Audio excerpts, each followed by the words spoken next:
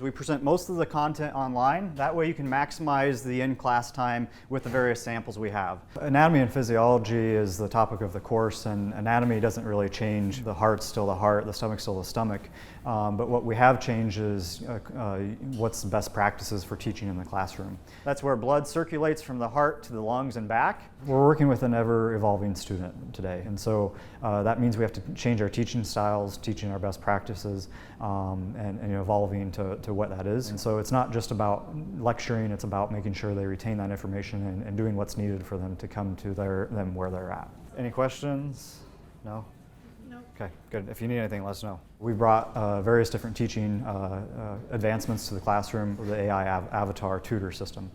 Hi, I'm your Animal Science Anatomy and Physiology Lab tutor. Any questions about this week's material? It looks like you're having a Zoom session with a tutor that can be available 24/7, 2 a.m. before your practical. And we have it trained just with our specific knowledge. We don't have a ChatGPT behind it of general knowledge that the world has given it. But also what's really cool about it is ultimately the ability to get real-time feedback from what students are asking it. Where are they excelling? What are they not so much excelling at? And you get real-time performance analytics of, are they growing fast? Are they performing well with their retention? But like, what would be right here? What's in that empty spot?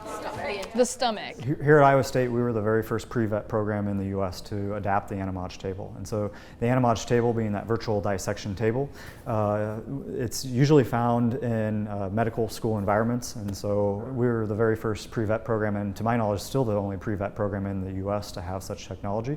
And it helps just present information in a way that you couldn't present it in traditional sense. My position was one of the first ones to start putting entrepreneurship into the individual departments within the College of Ag and Life Sciences. And so for the last couple semesters, I've been teaching a course looking at what makes a livestock farm operate well, but then also where's areas of opportunities that may not let the financial sheets be the best. Especially in today's world of agriculture, you either can be economies of scale and be very large, or you can be niche and specialize and have a story with your product. And so we go over both of those routes and the economies of that. That's where you have blood transfer from the hypothalamus and then to the pituitary. That student body is evolving, and so we're trying to keep up with that and make sure we're one of the premier institutions for pre-vet programs.